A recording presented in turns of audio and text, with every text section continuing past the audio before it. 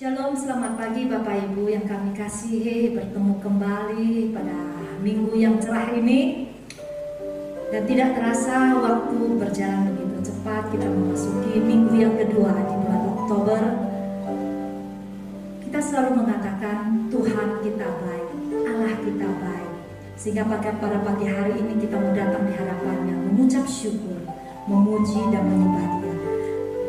Mari Bapak Ibu, saya ajak kita bangkit berdiri, kita untuk menghormati hadirat Allah. Kita mau berdoa. Bapa di dalam surga, kami mengucap syukur dan terima kasih. Engkau sungguh baik, Engkau teramat baik bagi kami. Tidak terasa Tuhan, dari hari ke hari kami sudah memasuki minggu yang kedua di bulan Oktober. Tetapi penyertaan Allah selalu ada pada kita semua. Penjagaan Allah selalu ada dan melingkupi kita semua. Terima kasih ya Bapa untuk pagi hari ini. Dengan satu ungkapan hati kami Tuhan yang paling dalam, kami mau memuji, memuliakan nama-Mu atas kebesaran-Mu. Urapilah kami ya Bapa, setiap mulut bibir kami. Ampuni segala dosa-dosa kami. Layakkan kami Tuhan Yesus untuk menghampiri tahta-Mu Tuhan. Perkenankan setiap mulut bibir kami untuk mengatakan Allah kita baik, Allah kita luar biasa, ajaibnya Engkau di dalam hidup kami. Terima kasih ya Bapa, hadirat Allah, Engkau ada di tempat ini, Engkau menyertai kami. Terima kasih ya Bapa, hanya di dalam nama Tuhan Yesus. Haleluya, amin. Mari kita siapkan hati kita. Ayo kita bangkit berdiri, kita bertepuk tangan di tempat ya.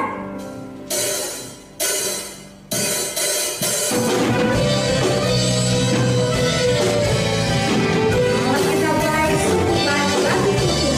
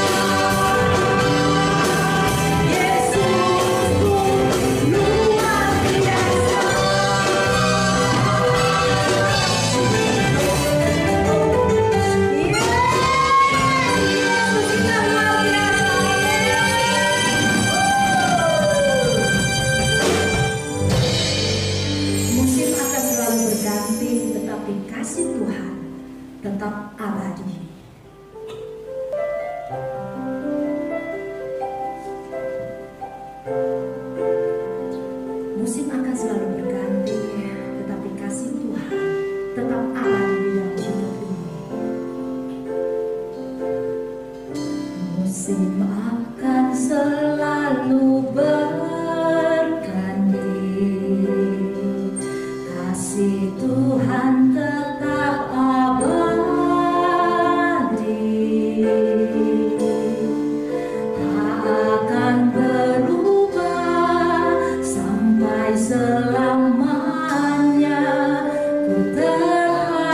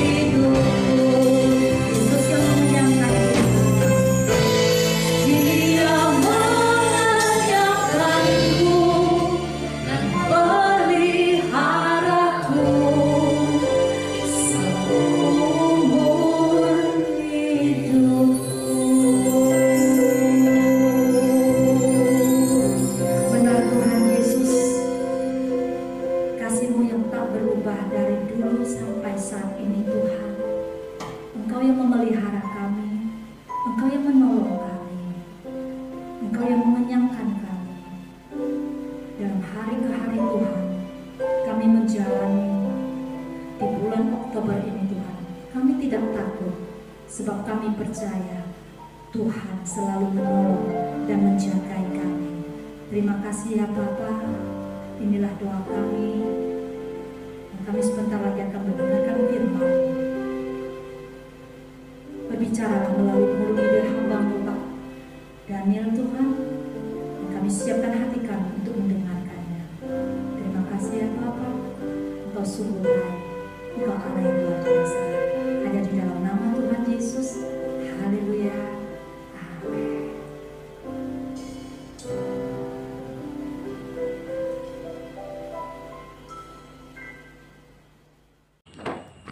Shalom, Ancoa. Kepada saudara jemaat GBI Via Cemara di Medan, bersyukur kepada Tuhan kita bisa bertemu lagi. Ya walaupun jarak jauh, tapi kita percaya Tuhan hadir untuk kita. Saudara-saudara, semua orang bertanya hal yang sama. Sampai kapan COVID-19 ini betah ada di dunia? Ya, maaf, ini ngerekam depan rumah kami suaranya itu ya. Semua orang di dunia tanya, kapan kira-kira COVID-19 ini keluar dari dunia ini? Nggak ada yang tahu jawaban. Nah, maka itu daripada kita sibuk ngurusin COVID-19, mari kita sibuk ngurus hubungan kita, hidup kita dengan Bapa di surga. Setuju bukan? Nah, maka itu kita harus belajar begini. Ternyata dengan fakta COVID-19 ini, ketahuan baik dari hamba Tuhan, majelis gereja, penginjil, pelayan, sampai jemaat. Ayo ngaku jujur. Kalau saya tanya kalimat ini, saya tahu jawaban saudara. Maka kita harus berpikir, ayo, ternyata di masa pandemik ini, kita ini lebih takut kepada Tuhan atau lebih takut dengan COVID-19? Fakta bukan? Jawabannya pasti semua kita lebih takut kepada COVID-19. Nah ini yang salah. Bukan berarti kalau kita belajar nggak takut lalu kita sembrono. Tidak. Kita tetap harus berhati-hati. Maka itu pemerintah kita sejak bulan Maret, akhir Maret yang lalu selalu menekankan ikuti protokol kesehatan, ikuti peraturan. Kenapa? Karena kita nggak tahu virus ini masuknya dari mana. Wih, lebih-lebih akhir-akhir ini saudara, Indonesia mengerikan khususnya di kota-kota besar. Istilahnya ada cekukan-cekukan atau klaster atau ada tempat-tempat tertentu yang menjadi sumber penyakit. Di antaranya kantor-kantor, rumah makan, sekolah-sekolah, pondok pesantren. Widih, ngeri sekali. Nah, itu sebabnya kita harus berhati-hati, tetapi tidak perlu takut. Seharusnya kita lebih takut kepada Tuhan daripada kepada COVID-19. Nah, ini harus kita ubah konsep ini. Maka itu, ketika kita nggak tahu jawabannya, kapan COVID-19 akan berlalu dan meninggalkan dunia ini, biarlah kita nggak tahu. Ya, ini suara burung di rumah kamu. Nah, saudara lihat. Lalu apa yang harus kita buat? Nah ini dia. Daripada fokus kepada COVID-19, kan lebih baik fokus kepada Bapa di surga. Betul tidak? Karena kalau kita fokus kepada Bapa di surga, maka fokus ini akan menyelamatkan kita. Akan membawa kita kepada kebenaran yang sesungguhnya. Nah, bagaimana supaya kita tetap fokus kepada Tuhan, bukan fokus kepada COVID-19? Saya mau baca ayat yang pertama ini. Kisah Rasul pasal 20. Ya. Kisah Rasul 20 ayat yang ke-21. Ini fokus kita. Aku senantiasa bersaksi kepada orang-orang Yahudi dan orang-orang Yunani, supaya mereka bertobat kepada Tuhan dan percaya kepada Tuhan kita Yesus Kristus. Begini kesimpulannya. Ya, jangan tersinggung saya berkata ini. Ayo jujur. Hari-hari ini ya, nggak usah bilang jauh-jauh. Hidup kita masing-masing aja. Ayo jujur ngaku. hari-hari ini kita lebih banyak dari mulut kita keluar corona atau Tuhan Yesus? Gampang bukan untuk melihat itu? Nah, ternyata hari-hari ini kita ini lebih banyak membicarakan tentang corona daripada tentang Tuhan Yesus. Nah, ini kesalahan besar dalam hidup kita. Maka itu kita baca tadi di Kisah Rasul 20 ayat 21 ini, aku senantiasa. Saudara perhatikan, artinya tidak putus-putus, artinya terus-menerus bersaksi tentang Tuhan Yesus Kristus. Nah, inilah keputusan yang benar. Memang COVID-19 itu masih ada dalam hidup kita di dunia ini. Tapi jangan pernah takut untuk mempercayai Tuhan Yesus. Maka itu ayo kita ambil keputusan di hari-hari seperti ini, saudara. Tetap nama Yesus Kristus Tuhan harus lebih sering, lebih banyak keluar dari mulut kita daripada corona. Betul tidak? Maka kalau kita melakukan itu, percayalah Tuhan akan menyertai kita. Ini fokus yang luar biasa yang harus kita arahkan, konsentrasikan, harus kita bawa, harus kita tunjukkan kepada banyak orang. Jadi mulai hari ini ya, jangan lupa lebih banyak nama Yesus Kristus yang kita beritakan daripada coronanya. Nah, bagaimana kita bisa fokus senantiasa memberitakan ayat 22 ya, ayat 22 Kisah Rasul 20. Tetapi sekarang, wah, kalau kita membaca kata sekarang ini menarik. Saya suka mengganti. Kalau ada kata sekarang, saya ganti tiap hari. Loh, kok bisa? Karena kemarin-kemarin 5 tahun yang lalu, 10 tahun yang lalu, kalau orang baca kata sekarang, bunyinya sekarang juga. Kita baca tahun depan, 5 tahun lagi, tetap sekarang juga. Ya, maka itu saya katakan, tetapi tiap hari sebagai tawanan roh. Ini loh. Kata kunci dalam kemenangan hidup kita sebagai murid-murid Tuhan Yesus. Saudara perhatikan, Jemaat GBI Avia Cemara Medan. Cara kita untuk bisa menang menghadapi situasi segawat apa, sesulit apa. Ya, jangan fokusnya, jangan konsentrasinya kepada kesusahan, kesulitan, masalah itu jangan. Ingat, fokus kita tetap kepada Tuhan Yesus. Beritakan nama Yesus itu. Lebih daripada kita bicara tentang memberitakan siapa saja. Nah, caranya untuk kita menang adalah kalimat ini. Saudara dan saya tiap hari itu menjadi tawanan siapa? Paulus berkata, sebagai tawanan roh. Ayo kita jujur. Jangan tersinggung. Bisa nggak manusia hidup ditawan duit? Bisa. Apa saja yang dipikirkan. Duit, duit, duit. Orang Hokkien bilang lui. Ya.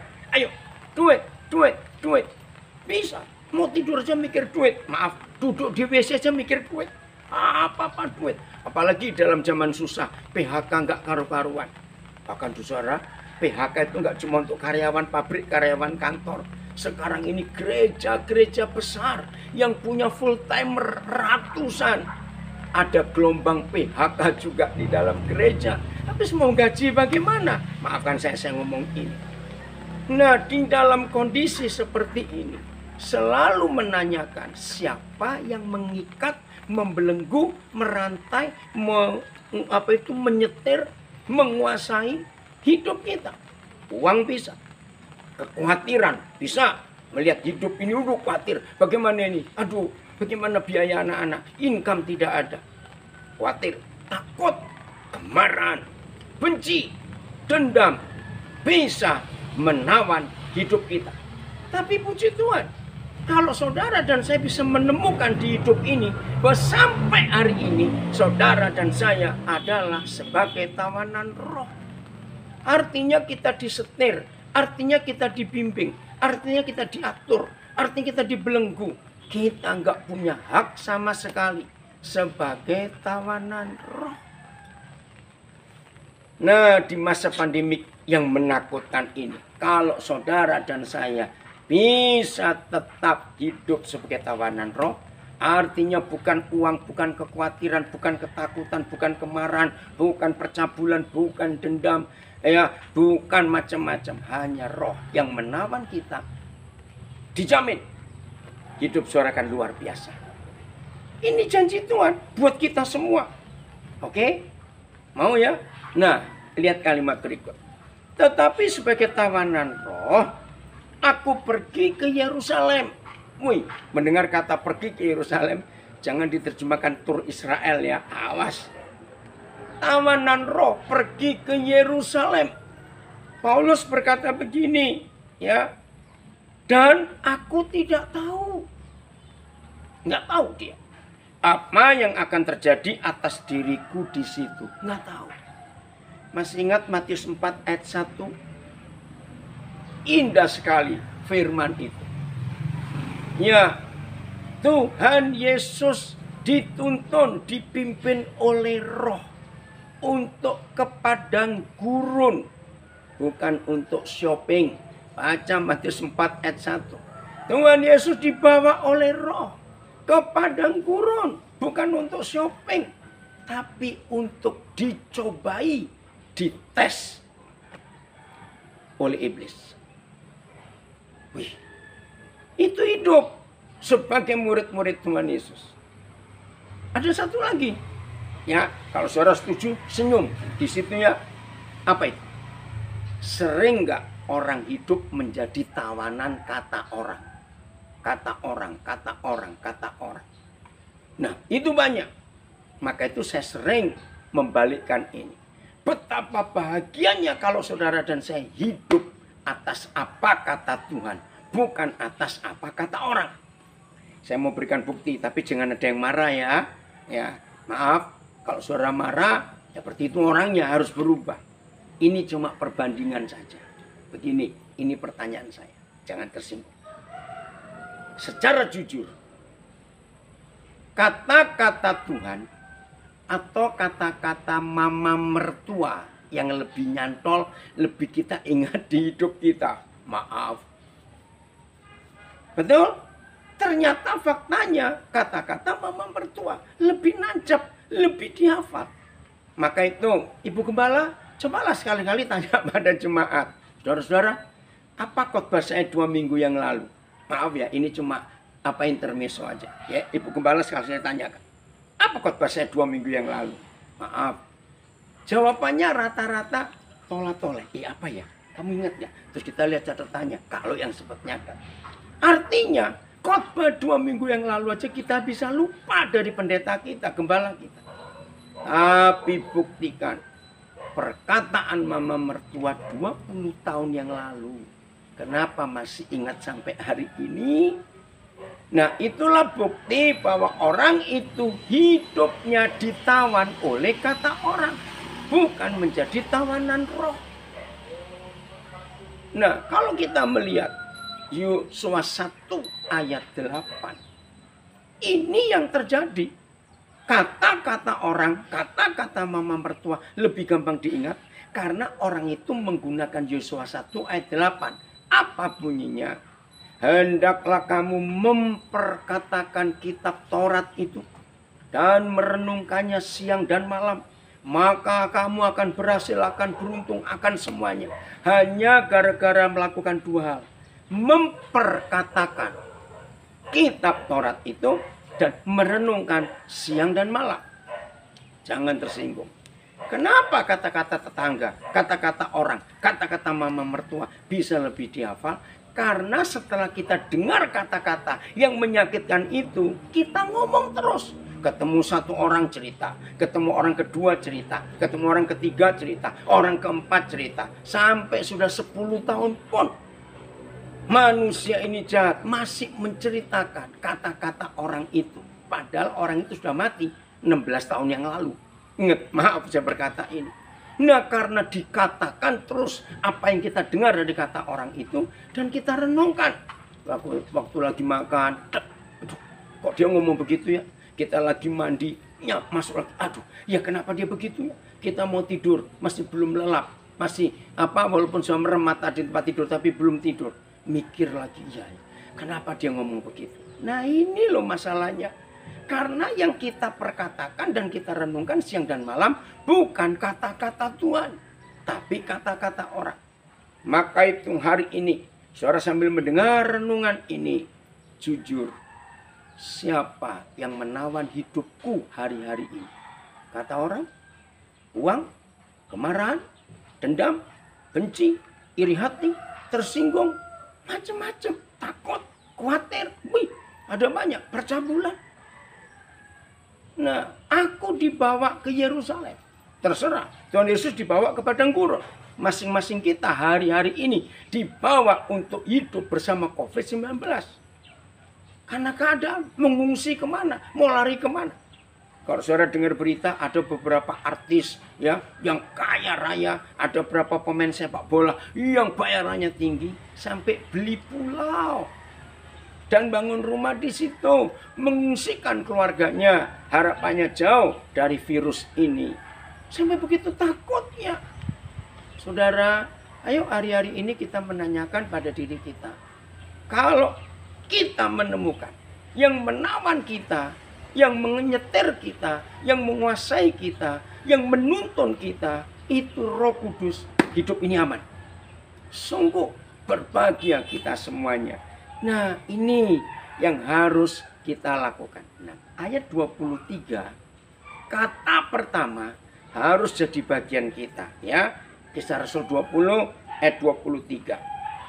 Selain. Saudara perhatikan, berarti nggak boleh ada yang lain. Selain siapa? Selain daripada yang dinyatakan Roh Kudus kepadaku dari kota ke kota.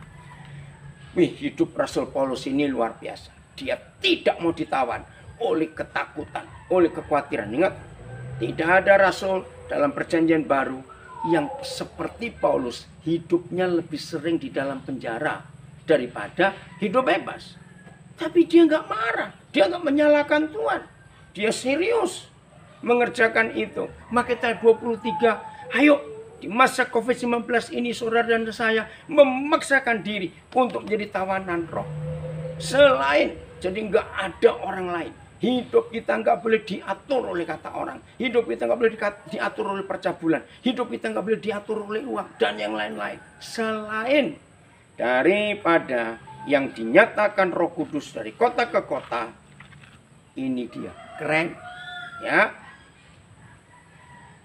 bahwa penjara dan sengsara menunggu aku. Coba kalau diganti, bahwa hotel dan restoran gratis menunggu aku. Kita mau semuanya. Tapi Paulus tahu, kalau dia hidup ditawan oleh roh, maka yang dia hadapi adalah penjara dan sengsara. Ayo kita jawab, tanya. Kira-kira Paulus bisa nggak tidak taat? Menghindari pimpinan Roh Kudus? Jawabannya sangat bisa. Karena dia masih manusia sama-sama seperti kita. Maka itu saudara, apapun yang Roh Kudus tunjukkan kepada kita di depan kita, apapun, jangan pernah menolak, walaupun itu tidak enak. Karena ini indah. Nah, istilahnya begini loh ya. Coba lihat. Kalau zaman perang dulu, saya percaya semua kita yang mendengar hari ini pasti nggak pernah ngalami perang. Karena kalau sampai ada orang ngalami perang, itu sudah selesai 75 tahun yang lalu, umur sudah 80 lebih, 90 lebih. Ya mungkin ada di antara jemaat GBI via Cemara Medan ini yang pernah ngalami perang. Tapi begini loh yang saya mau katakan. Kalau zaman perang dulu, musuh datang, kita masih tahu. Dengar suara pesawat, ya. Pasti pemerintah negara-negara yang sedang perang memberi alarm, sirine dulu bahasa Belandanya. Ya, tanda bahaya, wang, wang, wang. Maka rakyat ayo mengungsi. Kita bisa punya tempat pengungsian. Nah sekarang di masa COVID-19 ini saudara, mengungsi kemana? Kita tuh nggak lihat loh, musuh kita itu nyerangnya dari mana. Mau pakai masker, mau pakai alat pelindung diri, APD, mau pakai apa saja. Mengungsi kemana? Karena kita nggak tahu. Nah, kalau saudara dan saya hidup dipimpin, disetir, diatur, dikendalikan oleh Roh Kudus. Dengar kalimat ini. Pasti kita aman. Loh kenapa? Karena hanya Roh Kudus yang paling tahu virus ini ada di sebelah mana kita. Maka itu dengan masker, dengan alat pelindung diri atau APD enggak menjamin. Aduh saudara sedia, apalagi terakhir Surabaya dan Medan adalah 2 kota besar di Indonesia yang dokter meninggal karena virus ini paling banyak. Bahkan berapa waktu yang lalu di Medan 2 dokter meninggal dalam waktu bersamaan. Sedih. Nah bayangkan kurang apa dokter-dokter itu menjaga diri. Nah itu kurang ajar betul virus ini saudara. Nah inilah satu-satunya jaminan kita selamat. Kalau kita jadi tawanan roh. Karena Roh Kudus paling tahu dari mana dia nyerang. Terus kita dihindarkan. Kita nggak tahu. Nah jadi kesimpulannya ayat ini. Nurutlah. Taatlah pada apa yang Roh Kudus tuntun dan tunjukkan kepada kita. Maka hidup ini akan luar biasa. Oke. Nah, saya baca lagi 23. Selain daripada yang dinyatakan Roh Kudus dari kota ke kota kepadaku, bahwa penjara dan sengsara menunggu aku. Paulus nggak menghindar, dia tetap jalan. Terus ayat 24. Nah, ini fokusnya lagi pada pekerjaan dan panggilan Tuhan kepada kita. Tetapi, ini keren. Tetapi, maaf. Tetapi aku tidak menghiraukan nyawaku sedikit pun. Adakah saudara dan saya mau berbuat seperti ini? Seperti kepada Paulus, tidak menghiraukan nyawaku sedikit pun. Asal saja. Nah ini. Asal saja aku dapat mencapai garis akhir. Dan menyelesaikan pelayanan yang ditugaskan oleh Tuhan Yesus kepada menyelesaikan ya pelayanan yang ditugaskan kepada Tuhan Yesus kepada untuk memberi kesaksian tentang Injil kasih karunia Tuhan.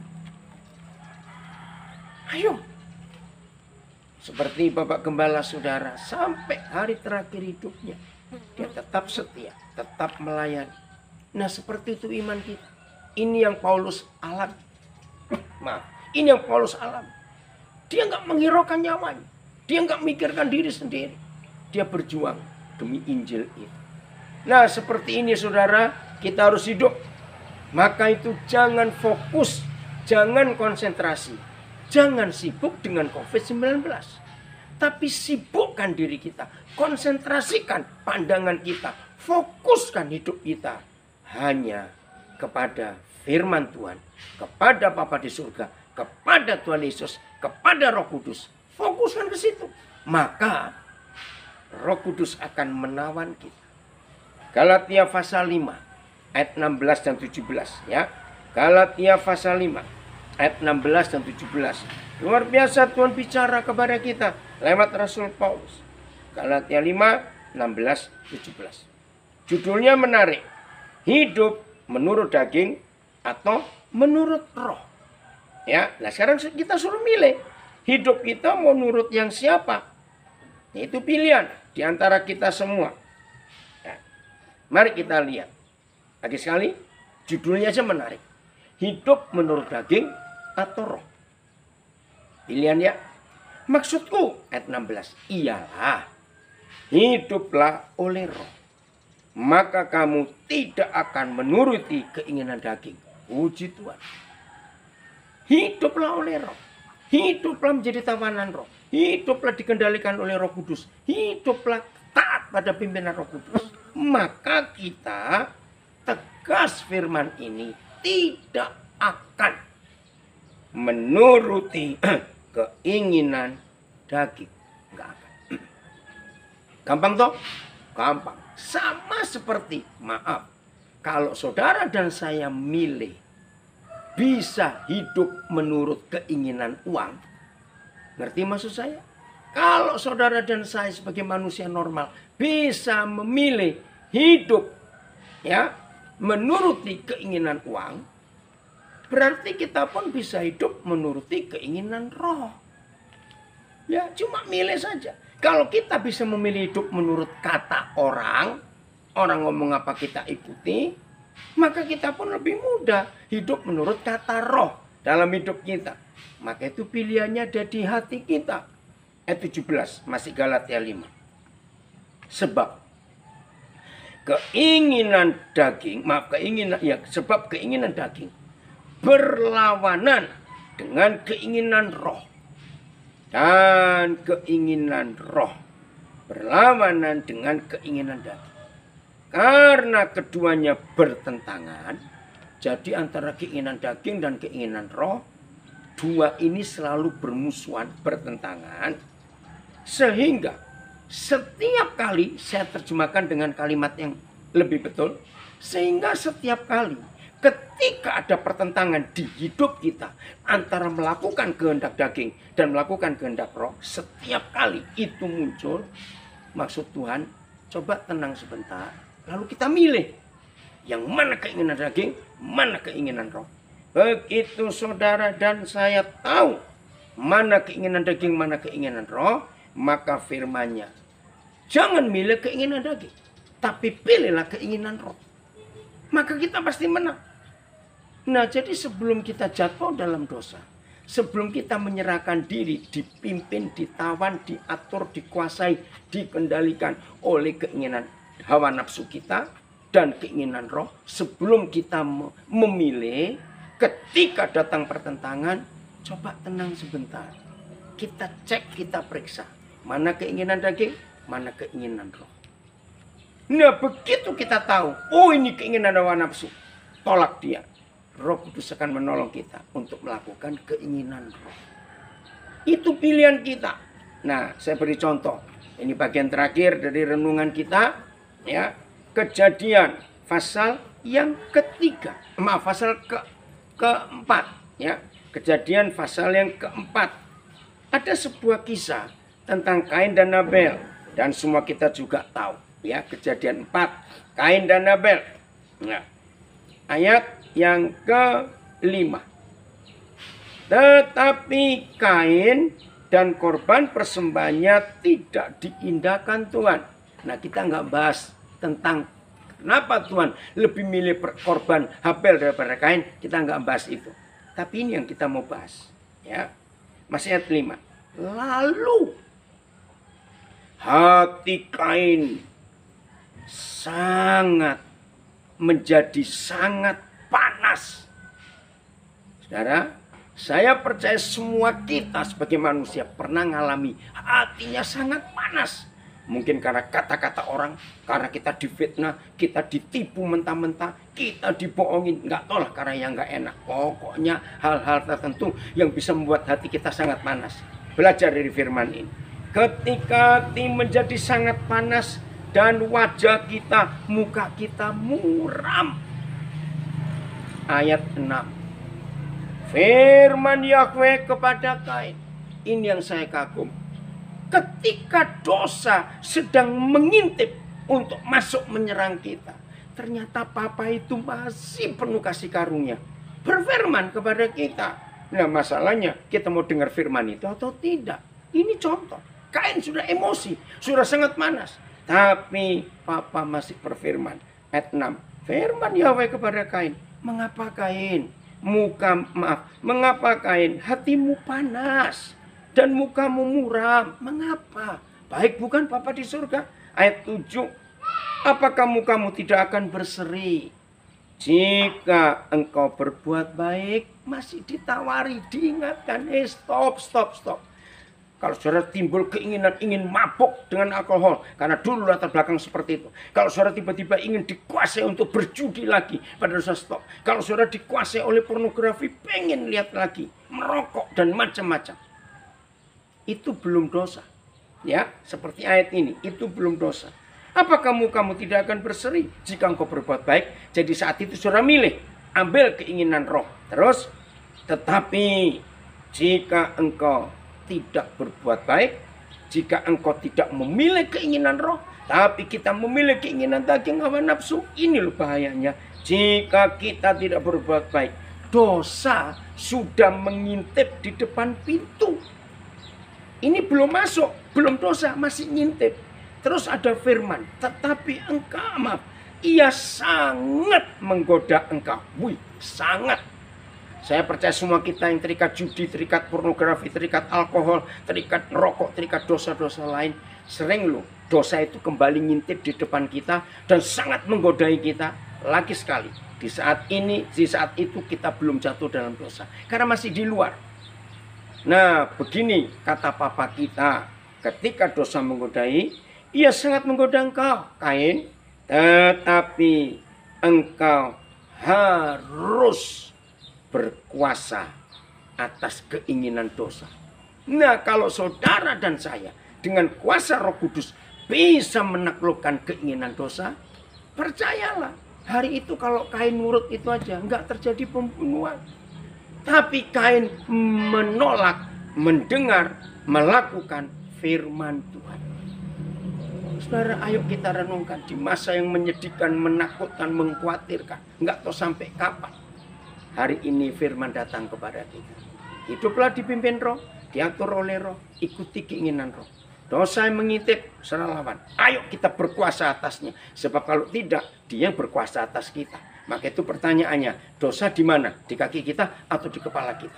Jadilah pemenang. Maka Tuhan dipermuliakan lewat hidup kita. Yang sudah pernah kalah, ayo bangkit. Indah bukan firman ini? Tuhan Yesus memberkati kita semua. Mari kita berdoa. Bapa di surga, terima kasih dia ibadah hari Minggu ini. Tuhan hadir untuk kami. Berkati Tuhan Ibu Gembala dalam pelayanan bersama tim pelayanan. Untuk anak-anak-Mu di GBA Via Cemara Medan. Memberkati semua kami semua mendengar firman. Memberkati anak-anak-Mu yang mengatur firman ini secara online. Berkati mereka. Hari ini kami mengambil keputusan. Untuk hidup kami diatur, dipimpin, dikuasai oleh Roh Kudus. Kami tidak membiarkan hidup kami dikuasai oleh dosa lagi. Terima kasih untuk firman. Kami harus jadi bijaksana. Ketika dosa mengintip di depan pintu hati kami harus menang. Bapa, kami ambil putusan. Mulai hari ini kami hanya taat kepada Tuhan. Terima kasih Bapa di surga. Terima kasih Roh Kudus. Dalam nama Tuhan Yesus. Terima kasih untuk firman-Mu. Amin. Sampai jumpa.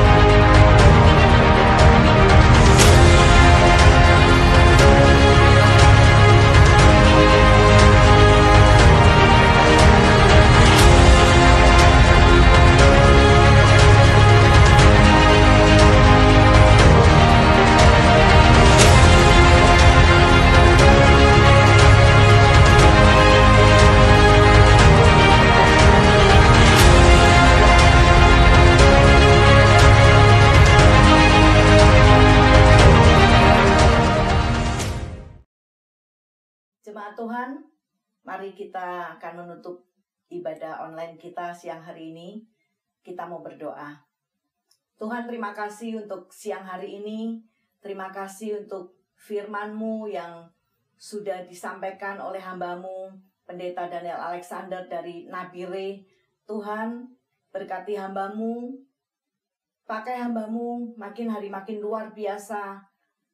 Menjadi berkat bagi banyak orang ya Tuhan. Berkati juga Ciluis sebagai pendamping. Berkati juga tim pesat di Nabire sana ya Tuhan. Terima kasih Bapa. Biarlah kami juga jemaat GBA Via Cemara boleh terus belajar untuk merenungkan firman Tuhan. Mengucapkan firman Tuhan di dalam hidup kami. Menjadi berkat bagi banyak orang lain. Bapa di surga, kami mau berdoa juga untuk jemaat-Mu. Berkati hamba-Mu ya Tuhan, berkati pengurus Berkati orang-orang yang sudah ambil bagian dalam pelayanan ini ya Tuhan. Dan berkati seluruh jemaat GBI Via Cemara. Bahkan orang-orang yang juga ikut mendengar firman-Mu pada siang hari ini. Tuhan berkati mereka ya Bapa. Terima kasih Tuhan. Kami mau menerima berkat-Mu. Biarlah Tuhan Kau memberkati setiap kami. Mari jemaat angkat tangan-Mu. Kami percaya Tuhan Kau memberkati setiap kami di rumah kami masing-masing. Seperti berkat yang Kau berikan pada Abraham, Ishak dan Yakub. Dan kami percaya itu juga menjadi bagian kami. Karena Tuhan, Allah yang Maha Besar, yang sudah menolong hidup kami, khususnya di masa-masa yang begitu sulit saat ini. Kami percaya kekuatan Tuhan menyertai kami.